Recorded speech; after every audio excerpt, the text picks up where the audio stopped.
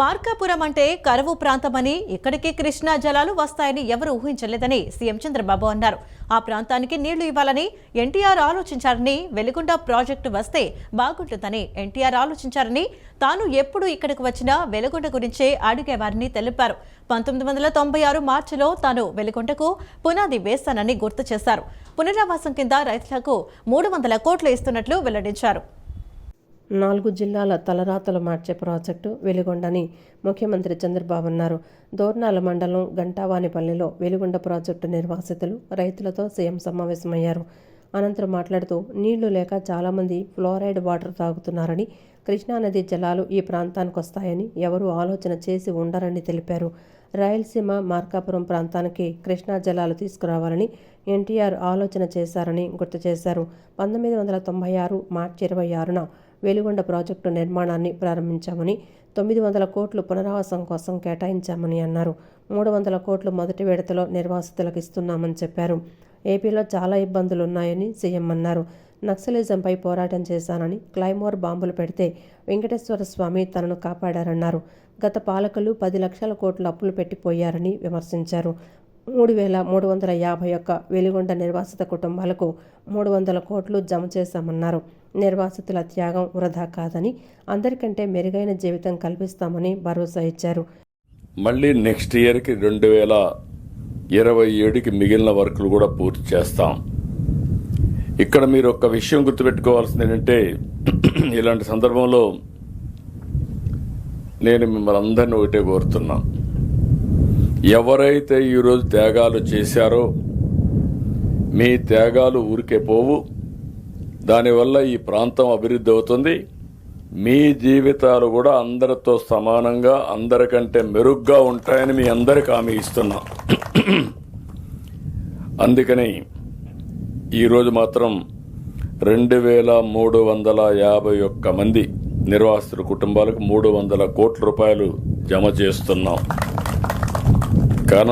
కలనూతల, సుంకేసుల, చింతల ముడిపి, గుడుంచెర్ల, కాటంరాజు తాండా, సాయిరాం నగర్, మెట్టిగొంది, బసవాయపల్లి, లక్ష్మీపురం, అక్క చెరువు, గొట్టెపాడు మొత్తం 1100 గ్రామాల నిర్వాసితులకి మీ అకౌంట్లో డబ్బులు వేస్తున్నామని మీ అందరికీ హామీ ఇస్తున్నా. అదే మరిగా మీ అందరికి చూస్తే ఇక్కడి నుంచి వెళ్లే వాళ్ళందరికీ ఇడుపూరు 1, ఇడుపూరు 2, గోగుల దిన్నె, తొక్కపల్లి, దేవరాజుగట్టు, ఒండుట్ల, వేములకోట్ల పునరావాసం కల్పిస్తున్నాం. ఇప్పుడే కలెక్టర్ గారు చెప్తున్నారు, కలెక్టరేట్ పక్కన మీకు ఇచ్చిన జాగాలో ఈరోజు కలెక్టరేట్ వస్తూ ఉంది. మీరు అవి ఒక కాలనీ అంటే ఇది అరుదైన అనుభవం. మీరెవరు కూడా ఊహించుండరు. ఓసారి కలెక్టరేట్ వస్తుందని, జిల్లా కేంద్రం అవుతుందని మీరు ఊహించలేదు. మీకు అన్యాయం జరిగింది. జరిగిన అన్యాయాన్ని న్యాయం చేస్తానని చెప్పి ప్రత్యేకంగా మార్కాపురికి ఒక ప్రత్యేక జిల్లా ఇచ్చాం.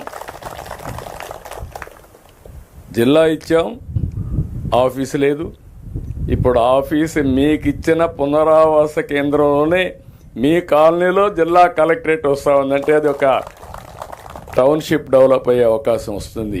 భవిష్యత్తులో మీరు గుర్తుపెట్టుకోవాలి, ఒక ఆదర్శ కాలనీగా మీకు వచ్చే పరిస్థితి వస్తుంది. ఇంకొక పక్కన ఇప్పటికే ఇడుపూర్లో 1లో కానీ, ఇడుపూర్లో 2లో కానీ గోగుల దిన్నె, తొక్కపల్లి రోడ్లు, డ్రైనేజ్, డ్రింకింగ్ వాటర్, విద్యుత్ అన్నీ కూడా పూర్తి చేశాం. మీరు ఒక విషయం మీరు గుర్తుపెట్టుకోవాలి, మీ త్యాగం 4,47,000 ఎకరాలకు నీరు లభిస్తుంది.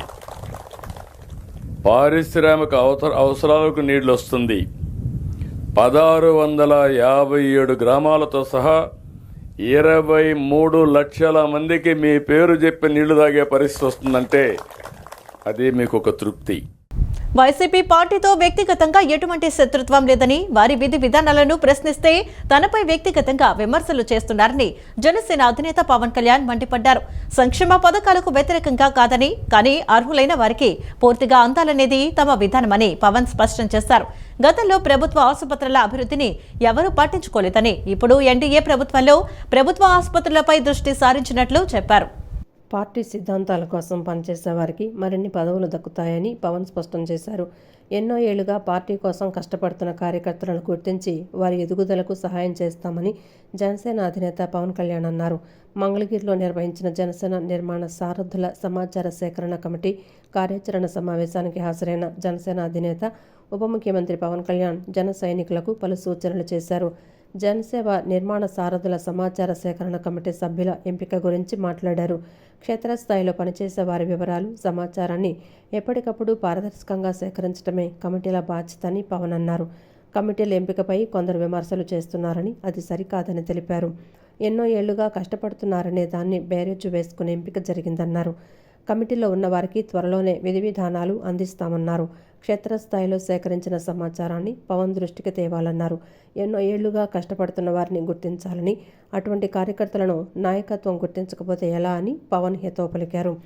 కొంతమంది ప్రాంతీయతలు పట్టుకొచ్చి రాష్ట్రాలు విడిపోయిన ఇంకా మీరు తిడతా ఉంటే ఇది దేశంలో అంతర్భాగం అని చెప్పినందుకు నన్ను తిడుతున్నారు. అది నేను ఎప్పుడు తెలంగాణను వ్యతిరేకించాను అంటే నేను ప్రతి ఒక్కరు డిఎన్ఏని బయటికి చెప్తా. అందుకని కోపం అందరికీ నా మీద నాకు అర్థం అవుతూ ఉంటుంది. అంటే ఏ సామాజిక వర్గం అయినా నాయకత్వం వహించాలంటే మిగతా అన్ని సామాజిక వర్గాల విశ్వాసాన్ని పొందాల్సిందే, వేరే దారి లేదు దీనికి. భారతదేశంలో ఏ ఒక్క వర్గం కూడా, ఏ ఒక్క కులం కూడా ఒంటరిగా చరిత్రను మార్చబోదు కూడా. కలిసి నడిచిన వారే చరిత్ర నిర్మించారు. అందరినీ కలుపుకెళ్ళిన వాళ్ళే చరిత్ర నిర్మించారు. సాధికారత అంటే మీరు ఒక కులాన్ని పైకి తీసుకురావడం కాదు, మిగతా కులాలను కూడా వాళ్ళని పైకి తీసుకొస్తూ మీరు వాళ్ళు కూడా అంగీకరించే స్థాయికి మీరు ఎదగడం. ఏ సామాజిక వర్గానికైనా నేను అడిగే ఒకటే ప్రశ్న, మీ నాయకుడి మాటలు మీ కులాల గౌరవాన్ని పెంచుతున్నాయా, మీ సమాజం గౌరవం పెంచుతున్నాయా, లేక మీ సమాజం పైన ఉన్న అభిప్రాయాన్ని దెబ్బతీస్తున్నాయా? ఇది ప్రతి కులం మీరు చూసుకోవాల్సిందే. మీరు ఒక వ్యక్తి చేసిన తప్పు ఒక కులం చేసిన తప్పు ఎలా అవుద్ది? కానీ మీరు చేసిన తప్పులు చేస్తున్న మటుకు నేను చెప్తున్నాను, మా వాళ్ళు ఎంత మాట్లాడతారో, మా నాయకులు కానీ మీరు కానీ ఎంత చేస్తారో నాకు తెలియదు. కానీ నేనైతే తప్పు మీరు ఇష్టం వచ్చినట్టు బూతులు తిట్టేసి క్రైములు చేసి కులాలు వెనక దాక్కుంటే నేను మటుకు దానికి బలంగా ఖండిస్తాను. అంతవరకు నాకు ఆ భయాలు లేవు నాకు. అందుకని ఈరోజు మనం ఈ కమిటీల ద్వారా ఇవన్నీ మాట్లాడుకున్నాం. సో మన సమర్థతను గుర్తించాలి. అంటే ఇలాంటి పరిస్థితులు మీరు ఎదుర్కోవాలండి. ఇవన్నీ ఎందుకు చెప్తున్నా, ఇలాంటి పరిస్థితులు మీరు ఎదుర్కోవాలి అంటే మీరు వీటికి అవగాహన ఉంటుంది. వైసీపీ నేతలను రాజధాని రైతులు అడ్డుకోవడంపై హోంమంత్రి అనిత స్పందించారు. వైసీపీ నేతలకు అమరావతిలో పర్యటించే నైతిక అర్హత లేదన్నారు. రైతులను పరామర్శించడానికి వెళ్లారా లేక రాజధానిలో రౌడీజం చేయడానికి వెళ్లారా అని ప్రశ్నించారు. మీరు వెళ్తే సమస్య వస్తుందని పోలీసులు ముందే చెప్పారు. మీరు వెళ్లిన పెనుమాకలో 90% రైతులు రాజధానికి భూములు ఇచ్చిన వారే రైతులపై రౌడీజం చేయడానికి గూండాలని వెంటబెట్టుకుని వెళ్లారంటూ ఆగ్రహం వ్యక్తం చేశారు. రైతులే తప్పు చేస్తున్నట్టు ఇప్పుడు వైసీపీ నేతలు మాట్లాడటం సరికాదన్నారు. వైసీపీ నేతల వెంట వెళ్లిన వారిలో ఎంతమంది రౌడీ షీటర్లు ఉన్నారో డిపార్ట్మెంట్ దగ్గర మొత్తం సమాచారం ఉందన్నారు. వైసీపీ నేతలు ఇచ్చిన ఫిర్యాదుపై విచారణ చేస్తామన్నారు. అమరావతి ప్రజల కలల రాజధాని ఈ రోజు శరవేగంగా ముందుకు వెళుతోందని అన్నారు. అమరావతికి వాళ్ళు స్వచ్ఛందంగా ఒప్పుకొని నిజంగా వెళ్ళుంటే కనుక, వాళ్ళు ఒప్పుకొని వెళ్ళుంటే కనుక అది సపరేట్ పార్ట్. ఈరోజు వాళ్ళు పరామర్శించడానికి వెళ్ళారా లేకపోతే దేనికి రౌడీయిజం చేయడానికి వెళ్ళారా? వాళ్ళ వెనకాతలు వచ్చిన వాళ్ళందరూ కూడా రౌడీయిజంతో వెళ్ళి ఆఖరికి పోలీసులు కూడా ఇన్ఫామ్ చేశారు. అక్కడ ప్రాబ్లం అవుతుంది, అక్కడ మీరు ఏదైతే పెనుమాక విలేజ్కి వెళ్తున్నారో అక్కడ 90% ఆఫ్ అక్కడ రైతులందరూ కూడా స్వచ్ఛందంగా ముందుకు వచ్చి భూములు ఇచ్చారు. భూములు ఇచ్చిన తర్వాత 1 or 2% ఎవరు అయితే ఉన్నారో వాళ్ళని దగ్గరికి వెళ్ళి మాట్లాడదామని చెప్పేసి వీళ్ళు ప్రయత్నం చేశారు. దానికి గురించి చెప్పేటప్పుడు కూడా అక్కడ అమరావతి రైతులు కొంతమంది ఉన్నారు, ఈ టైంలో మీరు వెళ్ళడం మంచిది కాదు అని కూడా క్లియర్గా చెప్పిన తర్వాత కూడా కావాలని వాళ్ళ మీద రౌడీయిజం చేయడానికి వాళ్ళు రౌడీలను వెంటబెట్టుకుని వెళ్ళారు. అంటే రౌడీలను వెంటబెట్టుకుని అమరావతి రైతుల మీద రౌడీయిజం చేయడానికి వెళ్ళారా? ఈరోజు వెళ్ళి తిరిగి వాళ్ళేదో రైతులేదో తప్పు చేశారన్నట్టుగా మాట్లాడడం అనేది మంచి పద్ధతి కాదు. అంటే విషయం ఏంటంటే అసలు ఏం జరిగిందనేది డిపార్ట్మెంట్ చాలా క్లియర్గా వాళ్ళ దగ్గర పిక్చర్స్తో సైతం ఉన్నాయి. ఈ వెనకాతలు వెళ్ళిన వాళ్ళు ఎంతమంది రౌడీ షీటర్లు ఉన్నారో కూడా అందులో కూడా తెలిసింది, క్లియర్గా ఉంది అందులోని. వాట్ ఎవర్ ఇట్, వాళ్ళు కంప్లైంట్ ఇచ్చారు కదా, ఎంక్వైరీ చేస్తాము. యాక్చువల్గా అమరావతి ఈరోజు శరవేగంగా ముందుకెళ్తుందండి. అమరావతి రాజధాని అన్నది ప్రజల కలల రాజధాని, అటువంటి రాజధాని ఈరోజు ప్రపంచంలో నెంబర్ 1 పొజిషన్లో నిల్చోబెట్టడానికి గౌరవ ముఖ్యమంత్రి గారు రోజు ప్రయత్నం చేస్తున్నారు. రోజు ప్రయత్నమే కదా, కష్టపడుతున్నాం. ఈరోజు ప్రతి ఒక్కరు కూడా కష్టపడుతున్నాం. అధికారులు కానీ, ఇటు ప్రజాప్రతినిధులుగా మేము కానీ అందరం కూడా అమరావతి 2027 నాటికి పూర్తి కావాలి అని చెప్పి ఒక దృఢ నిశ్చయంతో మేము పనిచేస్తూ ఉంటే దాన్ని డిస్టర్బ్ చేయడానికి వెళ్ళడం తప్పించి ఈ రోజు వరకు, ఆ రోజు అమరావతి రాజధానికి వాళ్ళే కదా ఒప్పుకున్నారు. తర్వాత వీళ్ళు 3 రాజధానులు అన్నారు, ఇంటికి పంపించారు ప్రజలు. మళ్ళీ ఈరోజు వచ్చి మావిగాని అంటున్నారు. మరి ఏ మొహం పెట్టుకుని ఈరోజు అమరావతి రైతుల దగ్గరికి వెళ్ళి వాళ్ళు ఏదో పరామర్శ చేస్తారు? నేను ఒకటే చెప్తున్నాను, అమరావతి పూర్తి అయిపోతే వీళ్ళకి కనీసం ఆ సీట్లు కూడా ఉండవు, ఆ మనుగడ కూడా ఉండదు అనే ఒకే ఒక ఉద్దేశంతో, వాళ్ళ భయంతో ఈరోజు అమరావతిని డిస్టర్బ్ చేయడానికి రౌడీ మూకలను తీసుకుని వెళ్ళిన సందర్భం తప్పించి అంతకుమించి ఏమీ కాదు. వీళ్ళు కంప్లైంట్ చేశారు కాబట్టి మేము సమగ్రంగా విచారణ చేస్తాం. యువతలో దాగి ఉన్న సృజనాత్మకత, ఆవిష్కరణాత్మక ఆలోచనలను ముందుకు నడిపించడమే ధ్యేయంగా అంతర్జాతీయ సూక్ష్మ, చిన్న, మధ్యతరహా పరిశ్రమల దినోత్సవం సందర్భంగా ఎంఎస్ఎంఈ ఉత్సవ్ 2026ను నిర్వహించినట్లు జిల్లా కలెక్టర్ డాక్టర్ జి లక్ష్మీసా అన్నారు. ఒక కుటుంబం, ఒక పారిశ్రామికవేత్త దార్శనికతకు అనుగుణంగా రతన్ టాటా ఇన్నోవేషన్ హబ్ ద్వారా స్టార్టప్లకు చేయూతనివ్వడం జరుగుతుందన్నారు. యువ మేధస్సుకు అనుభవాన్ని జత చేసి ఆ ఆలోచనలను ఆవిష్కరణల వైపు నడిపించేందుకు కృషి చేస్తున్నట్లు తెలిపారు. విజయవాడ గ్రామీణం ఎన్కేపాడలోని రతన్ టాటా ఇన్నోవేషన్ హబ్లో collector Lakshmisha, AP chamber of commerce president P Bhaskarrao, AP MSME industries association president D Durgaprasad, JRD Tata IALA chairman T Srinivasarao, జిల్లా పరిశ్రమల అధికారి M Madhu, RTIH Vijayawada CEO Raviteja తదితరులతో కలిసి ఎంఎస్ఎంఈ ఉత్సవాన్ని ప్రారంభించారు. ఈ ఉత్సవంలో యువత, మహిళలు తమ ఆవిష్కరణలు, ఉత్పత్తులకు సంబంధించి 80కు పైగా స్టాళ్లను ఏర్పాటు చేయగా వాటిని కలెక్టర్ పరిశీలించారు. Streeshakti market hub, job popper, easy slate, గ్లీవీ, Coolex green India, best eat, Parivartan, pharma steel products తదితర స్టార్టప్లు తమ ఉత్పత్తులను ప్రదర్శించాయి. ఈ సందర్భంగా కలెక్టర్ లక్ష్మీసా మాట్లాడుతూ, ఒక కుటుంబం, ఒక పారిశ్రామికవేత్త దార్శనికతకు అనుగుణంగా రతన్ టాటా ఇన్నోవేషన్ హబ్ ద్వారా స్టార్టప్లకు చేయూతనివ్వటం జరుగుతోందన్నారు. యువ మేధస్సుకు అనుభవాన్ని జత చేసి ఆ ఆలోచనలను ఆవిష్కరణల వైపు నడిపించేందుకు కృషి చేస్తున్నట్లు తెలిపారు. అవసరమైన మార్గదర్శకత్వం, సాంకేతిక సహాయం, మార్కెటింగ్ అవకాశాలు, ఆర్థిక వనరులపై అవగాహన కల్పించడంలో ఇటువంటి ఉత్సవాలు ఎంతో ఉపయోగపడతాయని, సమాజంలోని ఎన్నో సమస్యలకు పరిష్కారం కూడా లభిస్తుందని కలెక్టర్ పేర్కొన్నారు. సో ఈ కార్యక్రమానికి ముఖ్య ఉద్దేశం ఏంటంటే, మీకు అందరికీ తెలుసు, గౌరవ ముఖ్యమంత్రి వారు ఎంతో ప్రతిష్టాత్మకంగా రాష్ట్ర వ్యాప్తంగా రతన్ టాటా ఇన్నోవేషన్ హబ్ అని అమరావతిలో క్రియేట్ చేసి దానికి 5 branches Ratan Tata innovation spokes పెట్టడం జరిగింది. దీని ముఖ్య ఉద్దేశం స్టార్టప్స్ ఎదగాలి, స్టార్టప్స్కి అవసరమైన ప్రోత్సాహం ఇవ్వాలి, వాళ్ళకి ఇన్నోవేషన్ చేస్తున్నారు, వాళ్ళకి మార్కెట్ లింకేజ్, ఐడియాస్, మార్కెట్ లీడర్స్తో ఇంటరాక్షన్ జరిగితే వాళ్ళ ఐడియా పరిపక్వత వస్తుంది, అది మంచిగా ఎస్టాబ్లిష్ అయ్యి సొసైటీకి ఉపయోగపడుతుంది. దాని ద్వారా వాళ్ళు ఎంటర్ప్రినర్ అవుతారు, వాళ్ళ ఐడియాకి మంచి వేదిక దొరుకుతుంది. అట్లాగే సమాజంలో ఎన్నో సమస్యలను మనము దూరం చేయడానికి అవకాశం ఉంటుంది. ఈ ఇన్నోవేషన్ సైకిల్ని ట్రిగర్ చేస్తూ ఎంటర్ప్రినర్షిప్ని ప్రమోట్ చేస్తూ 1 ఫ్యామిలీ 1 ఎంటర్ప్రినర్ లక్ష్యాన్ని అయితే గౌరవ ముఖ్యమంత్రి వాళ్ళు ఇచ్చారో అది సాధించడానికి రతన్ టాటా ఇన్నోవేషన్ హబ్ అలాగే స్పోక్ ఎప్పుడు కృషి చేస్తూ ఉంటుంది. రోజుకి ఇండస్ట్రియల్ డెవలప్మెంట్ కానీ అలాగే స్టార్టప్ ఎకోసిస్టమ్ కానీ అభివృద్ధి అవుతూ ఉంది. ఇవాళ చూస్తే దాదాపు 7-8 వేల స్టార్టప్స్ మన రాష్ట్రంలో ఏర్పడడం జరిగింది. రతన్ టాటా ఇన్నోవేషన్ హబ్ ప్రోత్సాహంతో ఇంకా అవి ముందుకెళ్తున్నాయి. దాదాపు డిపిఐఐటి డిపార్ట్మెంటు అప్రూవ్ చేసిన స్టార్టప్సే దాదాపు 4,000 ఉన్నాయి వాళ్ళ రాష్ట్రంలో. ఈ సందర్భంగా రాష్ట్రంలో మన ఎంఎస్ఎంఈస్ మీరు కనుక చూస్తే దాదాపు మనకున్న ఇండస్ట్రీస్ మొత్తంలో 90% ఎంఎస్ఎంఈ కేటగిరీ కింద ఉన్నాయి మన రాష్ట్రంలో. ఇది ఎంతో అభివృద్ధి కావాలి. ఇంకా ఈవేళ ఎన్నో యాంకర్ ఇండస్ట్రీస్ వస్తున్నాయి, దానికి అనుబంధంగా యాన్సిలరీ ఇండస్ట్రీస్ డెవలప్మెంట్ జరగాలి.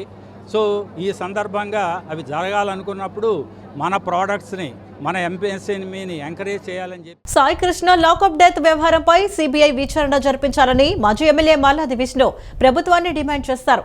నేరం చేసిన పోలీసులపై మళ్లీ పోలీసులతోనే సిట్ విచారణ చేస్తే నిజాలు ఎప్పటికీ బయటకు రావని అన్నారు. ఈ ఘటనకు బాధ్యత వహిస్తూ హోంమంత్రి వెంటనే తన పదవికి రాజీనామా చేయాలని మల్లాది విష్ణు డిమాండ్ చేశారు. సాయి కృష్ణ లాకప్ డెత్ వ్యవహారంపై సిబిఐ విచారణ జరిపించాలని డిమాండ్ చేస్తూ విజయవాడ ధర్నా చౌక్ వద్ద మాజీ ఎమ్మెల్యే మల్లాది విష్ణు ఆధ్వర్యంలో ధర్నా నిర్వహించారు. ఈ సందర్భంగా మల్లాది విష్ణు మాట్లాడుతూ పోలీస్ స్టేషన్లో సాయి కృష్ణను కొట్టి చంపినట్లు తీవ్ర ఆరోపణలు వస్తున్నాయని, కనీసం పంచనామా కూడా నిర్వహించకుండానే శవాన్ని మాయం చేశారని మండిపడ్డారు. నేరం చేసిన పోలీసులపై మళ్లీ పోలీసులతోనే సిట్టు విచారణ చేయిస్తే నిజాలు ఎప్పటికీ బయటకు రావని, అందుకే ఈ కేసును సిబిఐకి అప్పగించాల్సిందేనని ఆయన స్పష్టం చేశారు. న్యాయం కోసం పోలీస్ స్టేషన్కు వెళ్లిన సాయికృష్ణ తల్లితో నీ కొడుకు చనిపోయాడు, దండ వేసుకో అంటూ సిఐ స్వయంగా మాట్లాడటం అత్యంత దారుణమన్నారు. విజయవాడ నగరమంతా సీసీ కెమెరాలున్నాయని హోంమంత్రి చెప్తున్నారని, మరి కృష్ణలంక పోలీస్ స్టేషన్లోని సీసీ కెమెరాలు ఏమైపోయాయో ప్రభుత్వం సమాధానం చెప్పాలని ఆయన నిలదీశారు. ఈ ఘటనకు బాధ్యత వహిస్తూ హోంమంత్రి వెంటనే తన పదవికి రాజీనామా చేయాలని మల్లాది విష్ణు డిమాండ్ చేశారు. ఎవరైతే కింది స్థాయిలో పోలీసు అధికారులు ఉన్నారో వాళ్ళు చేసినటువంటి కార్యక్రమాలని పోలీసులు సమర్థిస్తారు తప్ప పోలీసులు ప్రజలని సమర్థించేటటువంటి పరిస్థితి లేదు. దానికి ఉదాహరణే 45 రోజుల పాటు పోలీసు యంత్రాంగం, హోంశాఖ మౌనం వహించింది కింద నుంచి పై వరకు. దీనికి ఎవరు బాధ్యత వహిస్తారు? మేము అడుగుతా ఉన్నాం, పోలీస్ స్టేషన్లో సీసీ ఫుటేజీలు ఎందుకు మాయం చేయవలసి వచ్చింది? సుప్రీంకోర్టు జడ్జిమెంట్ ప్రకారం 18 మాసాల పాటు సీసీ ఫుటేజీలు రికార్డుగా ఉండాల్సినటువంటిది ఎందుకుని కృష్ణలంక పోలీస్ స్టేషన్లో సీసీ ఫుటేజీలు మాయం చేశారు? ఎందుకు హాస్పిటల్స్ చుట్టూ తిప్పారు? ఆ హాస్పిటల్స్ దగ్గరికి వెళ్ళినటువంటి సందర్భంలో 2-3 కానిస్టేబుల్స్ తీసుకెళ్లారు అని చెప్పి వార్తలు వస్తూ ఉన్నాయి. ఏ రకంగా తీసుకెళ్లారు, ఏ రకంగా ట్రీట్మెంట్ చేయాలని ప్రయత్నం చేశారు, దానికి సంబంధించినటువంటి సీసీ కెమెరాలు, సీసీ ఫుటేజీలు కావాలి. హోటల్లో పెట్టి ట్రీట్మెంట్ ఇచ్చారు, కొట్టారు అని చెప్పని అన్నారు, ఆ హోటల్కి సంబంధించినటువంటిది కావాలి. అలాగే డెడ్ బాడీని అనాథ శవంగా క్రియేట్ చేయడం కోసం బస్టాండ్కి తీసుకుని వెళ్ళి ఒక అనాథ శవంగా అక్కడ పడేసి సిఆర్పిసి ప్రకారం మీరు ఎందుకుని దాన్ని తూచా తప్పకుండా అమలు చేయలేపారు? హిందూ ధర్మానికి మూల పురుషుడైనటువంటి ఛత్రపతి శివాజీ మహారాజ్ యొక్క హిందూ సామ్రాజ్య దినోత్సవ వేడుకలు నగరంలోని బీఆర్టీఎస్ రోడ్డు నందు ఘనంగా జరిగాయి.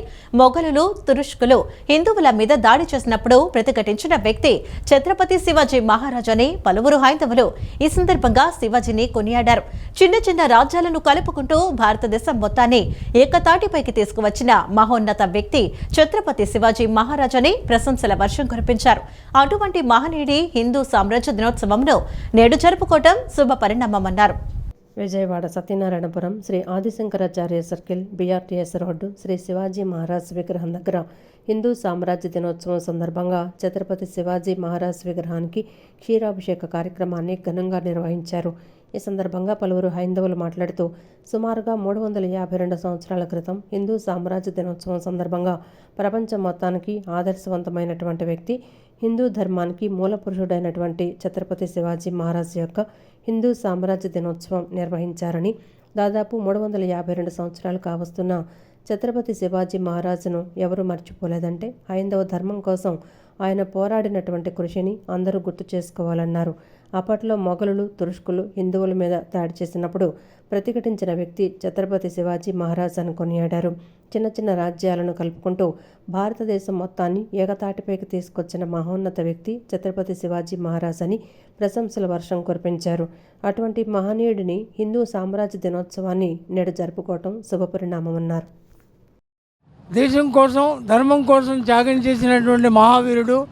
అటువంటి మహావీరుని ఆదర్శంగా తీసుకుని ఈరోజు మనం కూడా ఒక ఛత్రపతి శివాజీలాగా హిందూ సామ్రాజ్యాన్ని నెలకొల్పుకోవడంలో మన వంతు కార్యక్రమాన్ని నిర్వహించుకోవాలని, అటువంటి దీక్షను మనం పూనాలని, ఇవాళ కేవలం 1630లో జన్మించి 1680లో ఆయన తనువు దాలించాడు. 50 ఏళ్ల జీవితంలో 42 కోటలను జయించి తిరిగి తన యొక్క తల్లికి ఇచ్చిన వాగ్దానం ప్రకారంగా హిందూ సామ్రాజ్యాన్ని నెలకొల్పినటువంటి మహావీరుడు శివాజీ మహారాజ్. అలాగే సమర్థ రామదాసు స్వామి యొక్క విజయ మహామంత్రం ఏదైతే ఉందో, శ్రీరామ జయ రామ జయ జయ రామ, ఆ మంత్రాన్ని తీసుకుని ఆయన కోటలన్నింటినీ కూడా జయించి తీసుకొచ్చి తన గురువు అయినటువంటి ఆయన పాదాల ముందు ఉంచాడు. ఆయన యొక్క అనుజ్ఞ ప్రకారం, అంటే ధర్మానికి అనుగుణంగా రాజ్య పరిపాలన చేసినటువంటి ఛత్రపతి మహారాజు హిందూ పెద్ద పాదశాహిగా కీర్తిని పొందించాడు. మన మీద తురుష్కులు దాడి చేసిన దానికి ప్రతిఘటన చేసి మొత్తం చిన్న చిన్న రాజ్యాలన్నింటినీ కూడా ఏకతాటి మీదకి తీసుకొచ్చి మొత్తం భారతదేశాన్ని మొత్తం అంతా ఏకఛత్రాధిపతిగా తీసుకొచ్చి ఛత్రపతి అయ్యాడు. ఛత్రపతి శివాజీ మహారాజ్ యొక్క హిందూ సామ్రాజ్య దినోత్సవం ఈరోజు మనం జరుపుకుంటాం, చాలా శుభదాయకం. అదేవిధంగా బీఆర్టీఎస్ రోడ్ సత్యనారాయణపురం సెంటర్లో అనేక సంవత్సరాల నుంచి పోరాడాం. ఈరోజు ఛత్రపతి శివాజీ మహారాజ్ విగ్రహం మనం నెలకొల్పుకున్నాం. ఎన్డీఏ ప్రభుత్వాన్ని సవాలు చేయడంలో ప్రతిపక్ష నాయకులుగా రాహుల్ గాంధీ విజయం సాధించారని, రానున్న 2029 ఎన్నికల్లో రాహుల్ గాంధీ ప్రధాని అవ్వటం తథ్యమని ఏపీసీసీ ఉపాధ్యక్షులు కొల్లనకొండ శివాజీ అన్నారు. విజయవాడలో ఆయన మీడియాతో మాట్లాడుతూ 2 సంవత్సరాల కాలంలో బీజేపీ కూటమి ప్రభుత్వాన్ని రాహుల్ గాంధీ సమర్థవంతంగా ఎదుర్కొన్నారని, 2029 ఎన్నికల్లో బీజేపీ కూటమి ప్రభుత్వాన్ని తప్పకుండా మట్టి కరిపిస్తారని జోష్యం చెప్పారు. బీజేపీ మోడీ ప్రభుత్వంలో అయోధ్య రామ మందిర నిర్మాణానికి సంబంధించి ఆర్థిక అవినీతి జరిగిందని తీవ్ర ఆరోపణలు చేస్తూ విరాళాల రూపంలో వచ్చిన బిలియన్ల రూపాయలు దుర్వినియోగం అయ్యాయని పేర్కొన్నారు. గల్లంతైన నిధుల విషయంలో పారదర్శకత, జవాబుదారీతనం ఉండేలా చూడటానికి పోలీసు టాస్క్ ఫోర్స్ కు బదులుగా ఒక సిట్టింగ్ జడ్జి నేతృత్వంలో అధికారిక విచారణ జరపాలని డిమాండ్ చేశారు. అంతేకాకుండా వక్ఫ్ సవరణ చట్టం ద్వారా మైనార్టీ భూములపై కఠినమైన పర్యవేక్షణను అమలు చేస్తూ ఆలయ ట్రస్టులను అదే స్థాయిలో పర్యవేక్షించడంలో మోడీ ప్రభుత్వం విఫలమైందన్నారు. అయోధ్య రామాలయ నిర్మాణ కమిటీ చైర్మన్ నృపేన్ మిశ్రా కరసేవకుల మీద కాల్పులకు ఆదేశించాడు. ములాయం సింగ్ యాదవ్ గారు ఉన్నప్పుడు ముఖ్యమంత్రికి చెప్పకుండా కరసేవకుల మీద కాల్పులు చేసిన ఆయన రామాలయ నిర్మాణ కమిటీ చైర్మన్. వీళ్ళందరూ కూడా బీజేపీ విశ్వ హిందూ పరిషత్ కనుసన్నల్లో ఇంత పెద్ద స్కాము జరుగుతూ ఉంటే ఆర్ఎస్ఎస్ చీఫ్ మోహన్ భగత్ గారు ఒక మాట మాట్లాడతలా, హోంమంత్రి గారు ఒక మాట మాట్లాడతలా, ప్రధానమంత్రి గారు ఒకటి మాట్లాడతలా. ప్రధాన సమస్యలు దేశ ప్రజల హృదయాలని తాకి వాళ్ళు మనోభావాలు దెబ్బతింటే ప్రభుత్వం సమాధానం చెప్పట్లా, ఎదురుదాడి చేస్తూ ఉంది. ఇది మంచి పద్ధతి కాదు. సిట్టింగ్ న్యాయమూర్తితోటి అయోధ్య రామాలయ విరాళాల అక్రమాలలో రాముల వారు రోజు ధరించే హారాలు, వెండి పాదుకలు ఇవన్నీ కూడా కరగబెట్టి కబ్జా చేసి చంపత్రాయిని మా కేసులో పెట్టకుండా, చంపత్రాయిని అరెస్ట్ చేయకుండా ఎవరో ఎన్ఎంఆర్ని చిన్న వాళ్ళని బలుపసులు చేయటం ఎంతమాత్రం ఆమోదయోగ్యం కాదు. విద్యాధరపురం కుమ్మరిపాలెం ప్రాంతంలోని దళవాయి సుబ్బరామయ్య హైస్కూల్లో వెంటనే పునర్నిర్మించాలని ఏఐఎస్ఎఫ్ రాష్ట్ర ఉపాధ్యక్షులు సాయి కుమార్ డిమాండ్ చేశారు. స్కూల్ భవనం లేకపోవడంతో ఇక్కడి విద్యార్థులను పోలీస్ ప్రైమరీ స్కూల్లో విలీనం చేశారని, అక్కడ తగినన్ని తరగతి గదులు లేక విద్యార్థులు తీవ్ర ఇబ్బందులు పడుతున్నారన్నారు. ఇప్పటికైనా విద్యాశాఖ అధికారులు తక్షణమే స్పందించి నిర్లక్ష్యంగా ఆగిపోయిన నిర్మాణ పనులను పూర్తి చేయాలని ఆయన కోరారు. విద్యాధరపురం కుమ్మరిపాలెం ప్రాంతంలోని దళవాయి సుబ్బరామయ్య హైస్కూల్ను వెంటనే పునర్నిర్మించాలని డిమాండ్ చేస్తూ ఏఐఎస్ఎఫ్ విజయవాడ నగర సమితి ఆధ్వర్యంలో పాఠశాల ఎదుట నిరసన ప్రదర్శన నిర్వహించారు. ఈ సందర్భంగా ఏఐఎస్ఎఫ్ రాష్ట్ర ఉపాధ్యక్షులు సాయి కుమార్ మాట్లాడుతూ ఈ పాఠశాల నిర్మాణ పనులను మధ్యలోనే నిలిపివేయడం పట్ల తీవ్ర ఆందోళన వ్యక్తం చేశారు. స్కూల్ భవనం లేకపోవడంతో ఇక్కడి విద్యార్థులను పోలీస్ ప్రైమరీ స్కూల్లో విలీనం చేశారని, అక్కడ తగినన్ని తరగతి గదులు లేక విద్యార్థులు తీవ్ర ఇబ్బందులు పడుతున్నారని పేర్కొన్నారు. ఒకే తరగతి గదిలో 2 వేర్వేరు క్లాసుల విద్యార్థులను కూర్చోబెట్టి పాఠాలు చెప్తున్నారని ఆయన విమర్శించారు. అంతేకాకుండా ప్రైమరీ హెడ్ మాస్టర్ రూమ్లోనే 1వ తరగతి విద్యార్థులను కూర్చోబెడుతున్నారని, దీనివల్ల అక్కడ ఏవైనా సమావేశాలు జరిగినప్పుడు పిల్లలు ఏకాగ్రత కోల్పోతున్నారని ఆవేదన వ్యక్తం చేశారు. ఇప్పటికైనా విద్యాశాఖ అధికారులు తక్షణమే స్పందించి నిర్లక్ష్యంగా ఆగిపోయిన దళవాయి సుబ్బరామయ్య హైస్కూల్ నిర్మాణ పనులను పూర్తి చేయాలని ఆయన డిమాండ్ చేశారు. ఇక్కడ ఉన్నటువంటి upper primary school Dalavai Subbaramaiah స్కూల్లో 6వ తరగతి నుంచి 10వ తరగతి వరకు కూడా విద్యార్థులు కొన్ని వందల మంది కూడా ఇక్కడ దాదాపు చదువుతున్న పరిస్థితి. అంటే దాదాపు 600 మంది విద్యార్థులు ఈ పాఠశాల చదువుతున్న పరిస్థితి. కానీ ఈ నిర్మాణం మధ్యలో ఆపేయడంతో ఈ పాఠశాల ఉన్నటువంటి విద్యార్థులను కూడా పక్కనే ఉన్నటువంటి పోలీసు స్కూల్లో కూడా అక్కడ 1వ తరగతి నుంచి 5వ తరగతి వరకు కూడా అక్కడ విద్యను అభ్యసిస్తున్నటువంటి పాఠశాలలో పాఠశాలలో వీళ్ళని తీసుకెళ్లి మెచ్ చేయడంతో అక్కడ తరగతులు గదులు లేకుండా విద్యార్థులు ఇబ్బందులు పడే పరిస్థితి కనిపిస్తుంది. ఎందుకంటే ప్రైమరీ స్కూల్లో ఉన్నటువంటి హెడ్ మాస్టర్ రూమ్లో అక్కడ హెడ్ మాస్టర్ రూమ్లో 1వ తరగతి విద్యార్థులను కూర్చోబెట్టి ఒక రూమ్ ఏమో హెడ్ మాస్టర్ కూర్చున్నారు, ఇటు పక్కనేమో విద్యార్థులు కూర్చున్నారు. అంటే తల్లిదండ్రుల యొక్క విద్యార్థుల యొక్క తల్లిదండ్రులు అక్కడికి వచ్చి ఏదైనా వాళ్ళ సమస్యల గురించి మాట్లాడడానికి వచ్చినా, లేకపోతే మరికొందరు ఎవరైనా విద్యాశాఖ అధికారులకు వచ్చినా సరే అక్కడ మేడం గారితో మాట్లాడుతున్నా ఇక్కడ విద్యార్థులకు క్లాసులు చెప్పడానికి కూడా ఇబ్బంది పడే పరిస్థితి అక్కడ నెలకొంటుంది. మరి ఇది ఒక పక్కన పెడితే ఇంకొక రూమ్లోకి వచ్చేసరికి 2వ తరగతి 3వ తరగతికి విద్యార్థులను ఒకే తరగతి గదిలో కూర్చోబెట్టి విద్యను ఏ విధంగా బోధిస్తారు, ఏ విధంగా విద్యార్థులు వినడానికి కాన్సన్ట్రేషన్ చేసి వాళ్ళు విద్యను అభ్యసిస్తారని చెప్పి కనుముక్కల గ్రామ జిల్లా ప్రజా పరిషత్ పాఠశాలలో ఆంగ్ల ఉపాధ్యాయులు సిద్ది జయసాగర్ రెడ్డి ఉద్యోగ విరమణ వేడుకలు ఘనంగా జరిగాయి. ఈ కార్యక్రమానికి పాఠశాల పూర్వ విద్యార్థి విజయవాడ సాయి మీద కోచింగ్ సెంటర్ బ్రాంచ్ డైరెక్టర్ మజ్జిగ బాలకృష్ణ ముఖ్య అతిథిగా హాజరయ్యారు. ఈ సందర్భంగా ఆయన జయసాగర్ రెడ్డి మాస్టర్ను ఘనంగా సత్కరించి ఆయన ఫోటోతో కూడిన ప్రశంసా పత్రాన్ని అందజేశారు. జయసాగర్ రెడ్డి మాస్టరు విద్యార్థులకు అర్థమయ్యే రీతిలో ఎంతో చక్కగా పాఠాలు చెప్పేవారని బాలకృష్ణ ఈ సందర్భంగా గుర్తు చేసుకున్నారు. అనంతరం ఆయన పాఠశాల విద్యార్థులను ఉద్దేశించి ప్రసంగిస్తూ వారి భవిష్యత్తుకు ఉపయోగపడే పలు కీలక సూచనలు చేశారు. ఈ వేడుకలో పాఠశాల సిబ్బంది విద్యార్థులు పాల్గొన్నారు.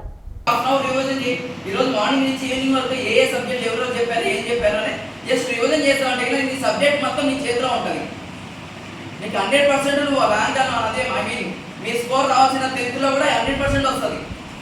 మీరు అనుకున్న దానికన్నా ఎక్కువ వస్తుంది.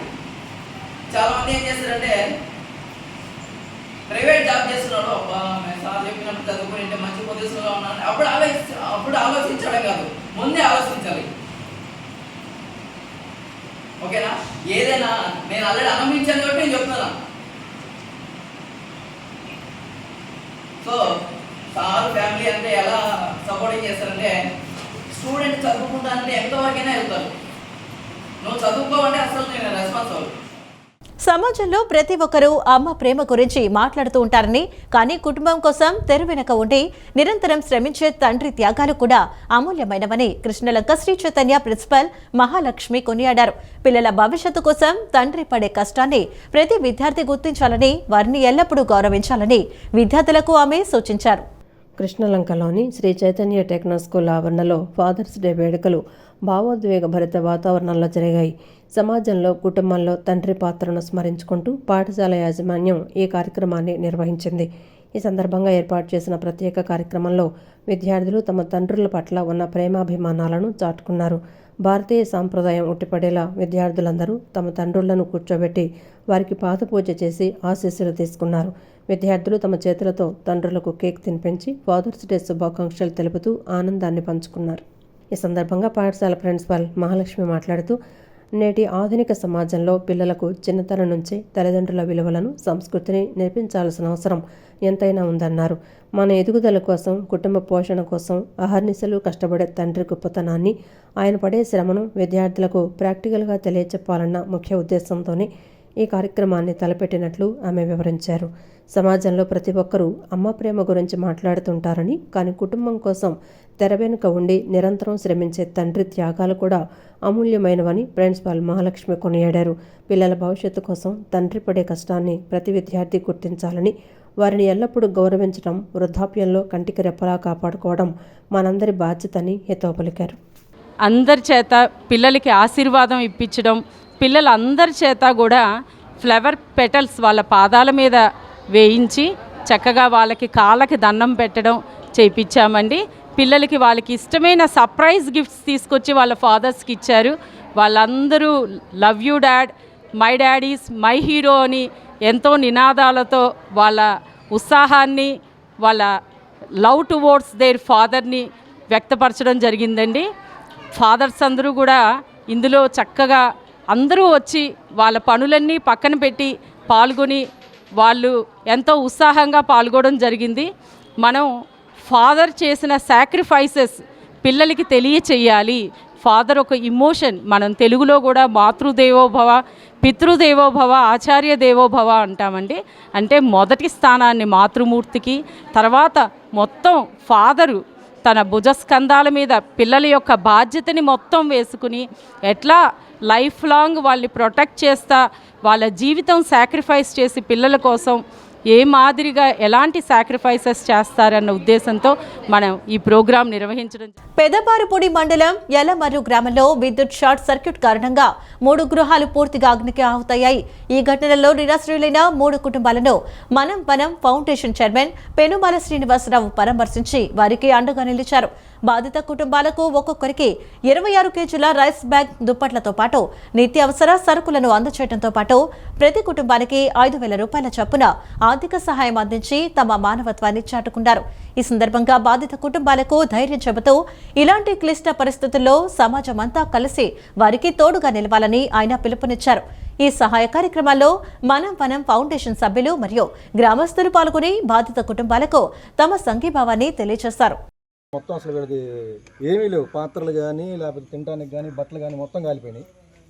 సో వీళ్ళు కూడా చెప్పారు నాకు అదే విషయం. అది దాని నిమిత్తం నేను వచ్చి వీళ్ళకి వాళ్ళకి అవసరమైన సరుకులను బియ్యం దుప్పట్లు ఇవ్వడం జరిగింది. ప్రస్తుతానికి ఒక నగదు రూపంలో ఒక కుటుంబానికి 5,000 చొప్పున ఇవ్వడం జరిగింది. మా ఫౌండేషన్ మాది మనం ఫౌండేషను. మేము పార్టీలకు అతీతంగా చేస్తాం. ఒక్కొక్క పార్టీతో మాకు సంబంధం ఉండదు, కుల మతాలు అట్లా ఏమి ఉండదు. కులాలు మతాలు అలాంటివి కూడా మేము పట్టించుకోము. చాలా చేసాము, ఇక ముందు కూడా చాలా చేస్తాం కూడా. ఎవరికైనా ఆపదలో ఉన్న వాళ్ళకి మాత్రం కంపల్సరీ వాళ్ళకి నీడ్ ఉంటే కంపల్సరీగా చేస్తాం మేము. ఇది ఎలమర్లో 2వ కార్యక్రమం. క్యాన్సర్ పేషెంట్కి ఇంతకుముందు క్యాన్సర్ పేషెంట్కి వ్యాక్సిన్ కూడా ఇచ్చాము ఇంతకుముందు ఇలాగే. సో ఎవరన్నా మిగతా వాళ్ళు కూడా ఊళ్ళో వాళ్ళు కూడా చాలామంది వీళ్ళకి సహాయం చేద్దామనే ఉద్దేశంతో నా దగ్గరికి వచ్చారు వీళ్ళు. నా వంతు కృషిగా నేను మా ఫౌండేషన్ తరపు నుంచి ఇలా ఇవ్వడం జరిగిందన్నమాట. ఈ వార్తలు ఇంతటితో సమాప్తం. నమస్కారం.